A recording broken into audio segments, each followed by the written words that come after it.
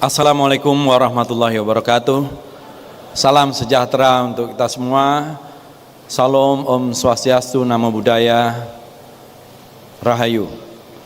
Yang saya hormati Menteri Pendidikan, Kebudayaan, Riset dan Teknologi Republik Indonesia periode 2019-2024, Bapak Nadiem Anwar Makarim. Menteri Pendidikan Dasar dan Menengah Republik Indonesia Profesor Dr. Abdul Mukti, Menteri Pendidikan Tinggi, Sains dan Teknologi, Profesor Dr. Satrio Brojonegoro, para pejabat di lingkungan Kementerian Pendidikan, Riset dan Teknologi yang sekarang sudah dibagi 3, serta para hadirin sekalian, bapak-bapak, ibu-ibu yang saya hormati. Saya mengucapkan terima kasih yang sebesar-besarnya kepada Pak Nadiem Makarim atas dedikasi, kerja keras yang telah dilaksanakan selama periode 5 tahun sebagai Menteri Mendikbud Ristek, yang saya kira dengan capaian-capaian itu tentu saya kira menjadi satu tonggak yang penting untuk dilanjutkan. Dan juga kepada seluruh jajaran pejabat di Kementerian Dikbud Ristek yang bekerja keras selama 5 tahun mendampingi Pak Nadiem Makarim. Saya mungkin dikenal sebagai seorang politisi, ya, tapi sebetulnya background saya adalah budaya. Saya ini sebetulnya orang budaya yang masuk politik, bukan orang politik yang masuk ke budayaan. Ya. Jadi saya punya passion sebenarnya lebih banyak di budaya ketimbang di politik. Walaupun saya dulu punya cita-cita jadi ilmuwan. Dulu di zaman SMA masih ada A1, A2, A3 gitu ya. Nah, saya itu backgroundnya tuh A1, Prof. Satrio. Dan saya juga waktu SMA menjadi ketua kelompok ilmiah remaja. Tetapi ketika saya di sekolah di SMA, saya datang ke ruangan ini, di gedung ini juga, mengikuti Pekan Apresiasi Sastra waktu itu. Menterinya adalah Pak Fuad Hasan, tahun 1988. Kemudian akhirnya saya dari ilmu eksak itu masuk memilih jurusan sastra Rusia. Jadi jurusan saya itu adalah jurusan sastra Rusia. Dan saya hadir di sini, di gedung ini, bahkan di sudut ini nih, pernah berkali-kali foto. Kebetulan saya menjadi mahasiswa terbaik pertama Universitas Indonesia, ya. Dan diundang ke Kementerian Ristek ini, dan saya menjadi mahasiswa berprestasi tingkat nasional ketiga ketika itu. Jadi satu-satunya yang dari sastra yang pernah menjadi mahasiswa berprestasi pertama Universitas Indonesia, setahu saya dalam 30 tahun terakhir ini. Bapak-bapak, ibu-ibu hadirin sekalian, Pak Prabowo Subianto sebagai Presiden mempunyai komitmen untuk memajukan kebudayaan Indonesia yang sangat kaya, karenanya kemudian menjadikan Kementerian Kebudayaan ini terpisah sendiri.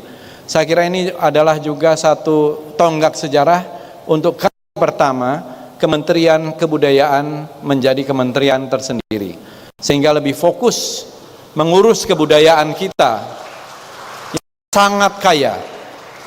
Saya kebetulan membangun perpustakaan juga, perpustakaan pribadi dengan berbagai macam koleksi.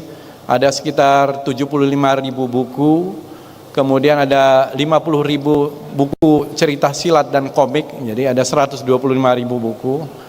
Dan di bidang budaya saya memimpin organisasi Perkerisan, Sekretariat Nasional Keris Indonesia sejak 7 tahun yang lalu, dan kita menjadikan keris ini salah satu bagian dari satu perwakilan ekspresi budaya yang mungkin campuran dari berbagai macam seni.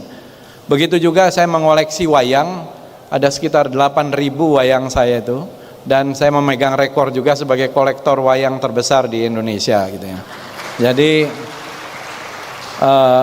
saya memang punya passion di situ. Mudah-mudahan minggu depan saya bisa luncurkan, kalau boleh di gedung ini, buku saya tentang pesona wayang Indonesia. Kemudian juga berbagai macam artefak dan fosil-fosil dan sebagainya itu ya sejak dari dulu. Saya kira hanya untuk menunjukkan bahwa Indonesia ini mempunyai kekayaan budaya yang sangat besar dan sangat panjang. Bahkan peradaban kita ini boleh dibilang peradaban tertua di dunia. Kalau kita lihat dari temuan-temuan artefak yang ada, Meganthropus paleojavanicus itu dari 2 juta tahun yang lalu, Pithecanthropus erectus kita dari 1,3-1,8 juta yang ditemukan, bahkan Homo sapiens fosil-fosilnya itu 100.000 sampai 300.000 tahun, menunjukkan bahwa kita ini adalah peradaban tertua di dunia. Saya kira ini yang mungkin perlu kita juga lakukan lebih banyak penelitian.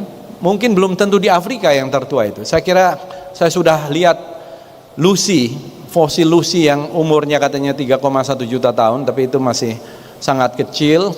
Ya, saya kira bukan manusia, tetapi yang ditemukan manusia-manusia purba di Indonesia itu satu hal yang luar biasa. Belum lagi peradaban yang sudah dalam bentuk lukisan, seperti di Goa Leang-Leang itu.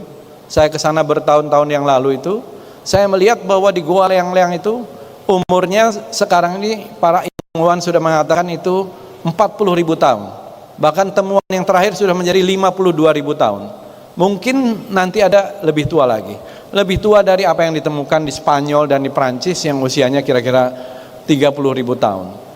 Dan bapak-bapak, ibu-ibu hadirin sekalian, saya kira kita harus menjadikan budaya ini adalah treasure, kekayaan nasional kita. Jadi kekayaan nasional kita ini bukan hanya nikel, bukan hanya batu bara, bukan hanya minyak dan gas, tapi budaya kita sebenarnya kekayaan yang luar biasa. Dan inilah yang saya kira akan kita lakukan, dan mudah-mudahan Indonesia bisa menjadi ibu kota budaya dunia, ya, bisa menjadi the capital of world culture. Dan mudah-mudahan bisa dilakukan juga secara reguler di sini. Mungkin kalau di Davos itu ada World Economic Forum, di Indonesia bisa ada World Cultural Forum. Terima kasih. Wassalamualaikum warahmatullahi wabarakatuh. Terima kasih.